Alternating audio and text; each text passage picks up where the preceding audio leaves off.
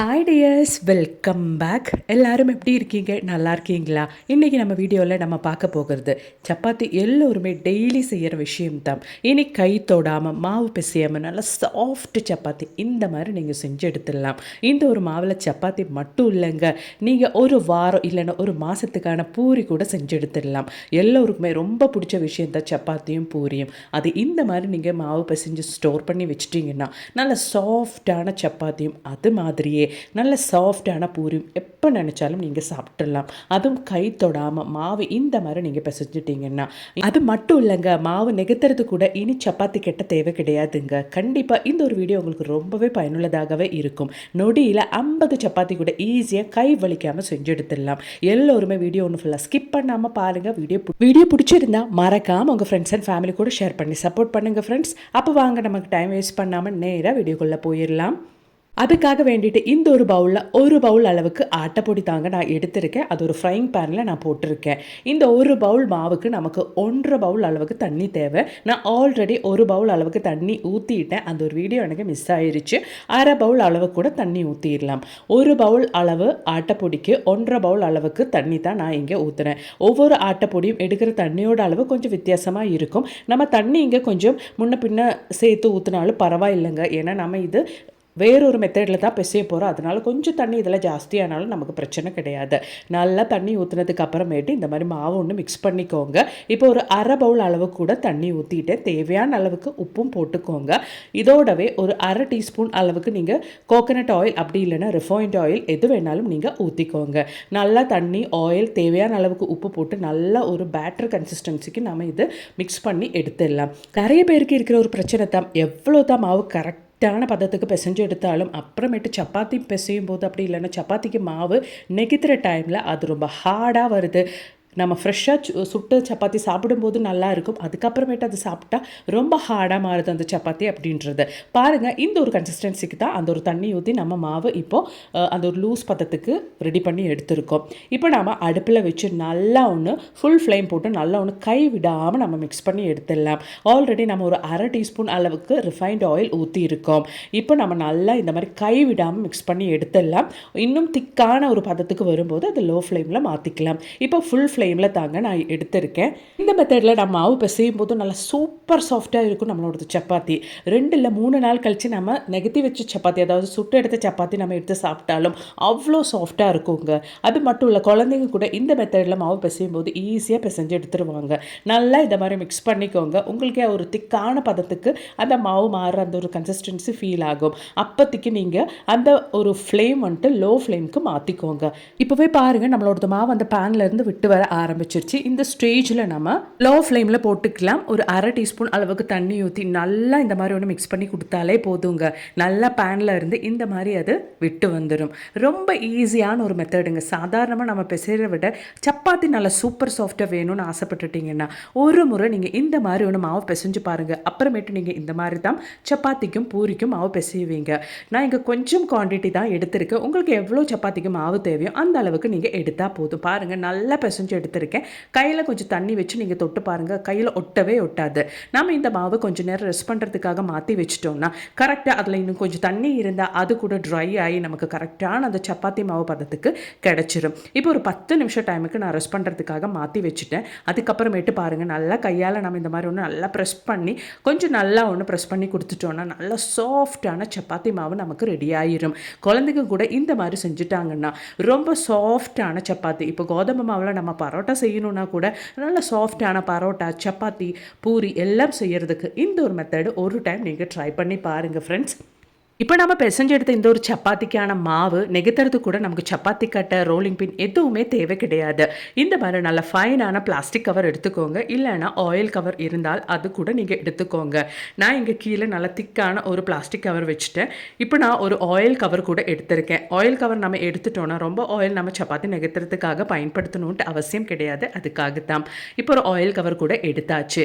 இப்போ நமக்கு தேவையான சப்பாத்தி மாவு எடுத்துக்கலாம், அதாவது சப்பாத்தி ரோல் பண்ணுறதுக்கான மாவு எடுத்துக்கலாம். அதுக்கு முன்னாடி நான் இங்கே ரொம்ப ஆயில் போட்டு சப்பாத்தி நெகுத்த போகிறது கிடையாது.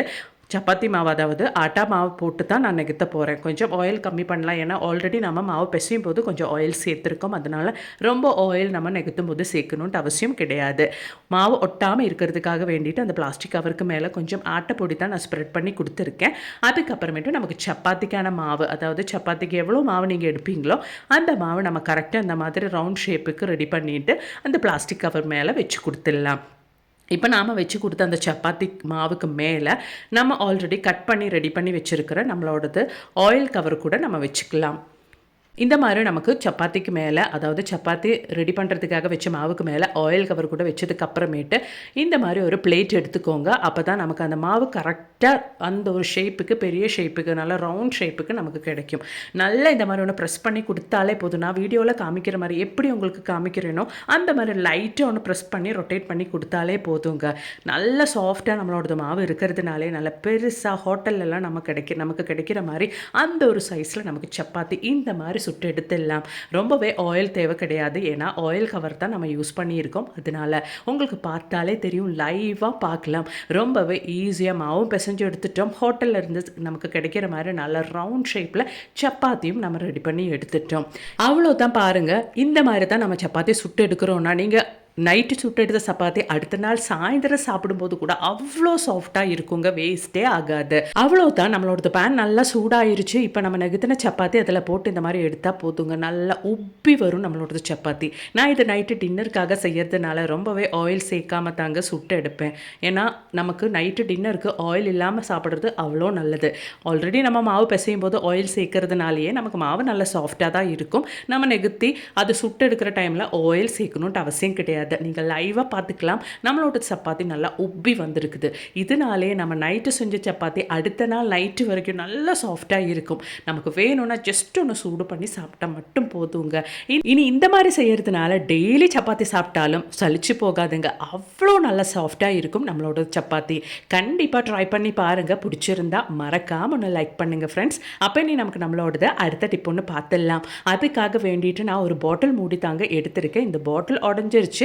அதோட மூடி வேஸ்ட்டுன்னு எதுக்கு தூக்கி போடணும் அப்படின்றதுக்காக ஒரு அருமையான ஒரு யூஸ் மெத்தட் தான் நம்ம பார்க்க போகிறோம். அதுக்காக வேண்டிட்டு நைஃப் நல்லா ஒன்று சூட் பண்ணிக்கோங்க. ஈவனாக நான் வீடியோவில் காமிக்கிற மாதிரி நீங்கள் கட் பண்ணிக்கோங்க. நைஃபு சூடாக இருக்கிறதுனால கொஞ்சம் கேர்ஃபுல்லாக நீங்கள் கட் பண்ணிக்கோங்க. நைஃபு சூடாக நம்ம கட் பண்ணிட்டோன்னா ஈவனாக நம்ம நினச்ச மாதிரி கட் பண்ணுறதுக்கு ஈஸியாக இருக்கும். அதுக்காக தான். அதுக்கப்புறமேட்டு அந்த கட் பண்ண பகுதியை எடுத்துகிட்டு அதை நல்லா ட்ரை ஆகிற வரைக்கும் நீங்கள் விட்டுக்கோங்க. நல்ல ஒரு மொபைல் ஸ்டாண்டை நமக்கு நம்மளோட பாட்டில் மூடி பயன்படுத்திக்கலாம். நம்ம வேஸ்ட்டுன்னு தூக்கி போடுற இந்த ஒரு பாட்டில் மூடி வச்சு நம்ம கிச்சனில் வேலை செஞ்சுட்டே மொபைல் ஃபோன் பார்த்துட்டே நமக்கு வேலை செய்ய முடியும். அதுக்காக வேண்டிட்டு நம்ம மொபைல் ஸ்டாண்டே பயன்படுத்தணுன்ட்டு அவசியம் கிடையாதுங்க. இந்த மாதிரி வேஸ்ட்டுன்னு தூக்கி போடுற பாட்டில் மூடி கூட நம்ம பயன்படுத்திக்கலாம். ரொம்பவே பயனுள்ளதான ஒரு டிப்பாக எனக்கு தோணுச்சு. அதனால தான் நான் உங்கள் கூட ஷேர் பண்ணேன். கண்டிப்பாக ட்ரை பண்ணுங்கள். பிடிச்சிருந்தா மறக்காமல் ஒன்று லைக் பண்ணுங்கள் ஃப்ரெண்ட்ஸ். அப்போ நமக்கு நம்மளோடது அடுத்த டிப் ஒன்று பார்த்துடலாங்க. நம்ம ஆல்ரெடி சப்பாத்திக்கு நெகுத்தின அதே மாவு வச்சு நம்ம பூரிக்கு கூட நெகுத்தி எடுத்துடலாங்க. ரொம்ப சாஃப்டாக இருக்கும். நான் அதுக்காக வேண்டிட்டு நான் இங்கே ப்ரெஸ் தாங்க பயன்படுத்துகிறேன். நீங்கள் எப்படி வேணால், ஆல்ரெடி நான் உங்களுக்கு தட்டு யூஸ் பண்ணி அந்த பிளாஸ்டிக் கவரில் எப்படி நான் பூரிக்கு நெகுத்தினோ அப்படி கூட நீங்கள் நெகுத்தி எடுத்துடலாம். இந்த மாதிரி பூரி நீங்கள் நெகுத்திட்டு வாரக்கணக்கில் மாதக்கணக்கில் கூட ஃப்ரிட்ஜில் ஸ்டோர் பண்ணி வச்சுக்கலாம். இந்த ஒரு மெத்தடில் ட்ரை பண்ணிட்டீங்கன்னா நிறைய பேருக்கு பூரி சாப்பிட்றதுக்கு பிடிக்கும். ஆனால் குழந்தைங்க காலையில் ஸ்கூல் போகணும், ஹஸ்பண்ட் வேலைக்கு போகணும் அப்படின்ற ஒரு பிஸி ஷெட்யூல் இருக்கும்போது காலையில் பூரி நெகுத்தி சாப்பிட்றது அப்படின்றது ரொம்பவே கஷ்டமான ஒரு விஷயம். ஆனால் வாரத்தில் ஒரு முறை நீங்கள் ஃப்ரீயாக இருக்கும்போது இந்த மாதிரி பூரி செஞ்சு நீங்கள் ஃப்ரிட்ஜில் ஸ்டோர் பண்ணிட்டீங்கன்னா உங்களுக்கு எப்போ வேணாலும் நினச்ச டைமில் பூரி சாப்பிட்றலாம். அதுக்காக வேண்டிட்டு பூரிக்கு நெகுத்தின மாவு நம்ம இட்லி பாத்திரத்தில் தாங்க வச்சு கொடுக்க போகிறோம். இட்லி தட்டில் அந்த குழியில் நாம் நெகுத்தின பூரி மாவு நல்லா ஒன்று ஸ்டீம் பண்ணி எடுத்து வச்சிட்டோன்னா மாதக்கணக்கானாலும் நம்மளோட பூரிக்கான அந்த ஒரு மாவு கெட்டு போகாதுங்க. நினச்ச டைமுக்கு நீங்கள் பூரி செஞ்சு சாப்பிட்றலாம். அந்தந்த டைமுக்கு நீங்கள் நெகுத்தி அது சுட்டு எடுத்து சாப்பிட்றத விட நமக்கு ஒரு வாரத்துக்கு அப்படி இல்லைன்னா மாதத்துக்கு தேவையான பூரிக்கான மாவு நெகுத்தி ஸ்டீம் பண்ணி நீங்கள் நல்லா டைட்டான கண்டெய்னரில் ஸ்டோர் பண்ணி ஃப்ரிட்ஜில் வச்சுட்டிங்கன்னா தேவையான டைமுக்கு நீங்கள் அது சாப்பிட்றலாம். ஃப்ரிட்ஜில் ஸ்டோர் பண்ணி வைக்கிறதுனால ஒரு மாதம் வரைக்கும் நம்மளோட மாவு பூரிக்கான நெகுத்தின மாவு கெட்டு போகாதுங்க. அளவாக நீங்கள் நெகுத்திட்டு இந்த மாதிரி ஸ்டீம் பண்ணி எடுத்தாலே போதும். இட்லி பாத்திரத்தில் நம்ம ஊற்றின தண்ணி நல்லா கொதித்து ஒரு 2-3 நிமிஷம் டைமுக்கு நம்ம அது நல்லா ஒன்று ஸ்டீம் பண்ணி வச்சாலே போதுங்க. நல்லா நம்மளோட மாவு ஒன்று கலர் சேஞ்ச் ஆகி லைட்டாக உப்பி வர ஆரம்பிக்கும். நம்ம பூரிக்காக நெகுத்தி வச்ச மாவு அவ்வளோதான். நம்ம நல்லா ஆறுனதுக்கு அப்புறமேட்டு நல்லா டைட்டான கண்டெய்னரில் ஸ்டோர் பண்ணி பயன்படுத்திக்கலாம். நான் எப்போவுமே இப்படித்தாங்க. வாரத்தில ஒரு நாள் நம்ம வீட்ல பூரி கண்டிப்பா செய்வோம். அதுக்கான மாவு நான் சண்டே ஃப்ரீயா இருக்கிற டைம்ல இந்த மாரி ரெடி பண்ணி வச்சுக்குவேன். காலையில எப்போ என்னைக்கு நான் பூரி செய்வேனோ, அன்னைக்கு காலையில ஏர்லியா நம்ம வெளியில வச்சதுக்கு அப்புறமேட்டு நல்லா ஆறிட்டு, அதாவது அந்த ஃப்ரிட்ஜில நம்ம வச்சு அந்த அந்த ஒரு சில்னஸோட நம்ம சுட்டு எடுத்தா நமக்கு கரெக்ட்டா அது உப்பி வராது. நல்லா அந்த சில்னஸ் எல்லாம் போயிட்டு நல்லா கொதிக்கிற எண்ணெயில நம்ம போட்டு எடுத்துட்டோம்னா, நல்ல பெர்ஃபெக்ட்டான பூரி நம்ம செஞ்சு சாப்பிட்டுறலாம். நம்ம ஸ்டீம் பண்ணி எடுத்துட்டோம்னா, இப்படி தான் நம்மளோடது பூரிக்கான மாவு நமக்கு கிடைக்கும். இந்த மாரி டைட்டான கண்டெய்னரில் நல்லா ஆறுனதுக்கு அப்புறமேட்டு போட்டு ஃப்ரிட்ஜில் ஸ்டோர் பண்ணிட்டீங்கன்னா வாரக்கணக்கில் மாதக்கணக்கில் நமக்கு கெட்டு போகாமல் பயன்படுத்திக்கலாம். நான் இப்போ கொஞ்சம் மட்டும்தான் உங்களுக்கு சுட்டு எடுத்து காமிச்சேன். உங்களுக்கு எவ்வளோ தேவையோ அவ்வளோ நீங்கள் சுட்டு எடுத்துகிட்டு இந்த மாதிரி நீங்கள் ஸ்டோர் பண்ணிக்கலாங்க.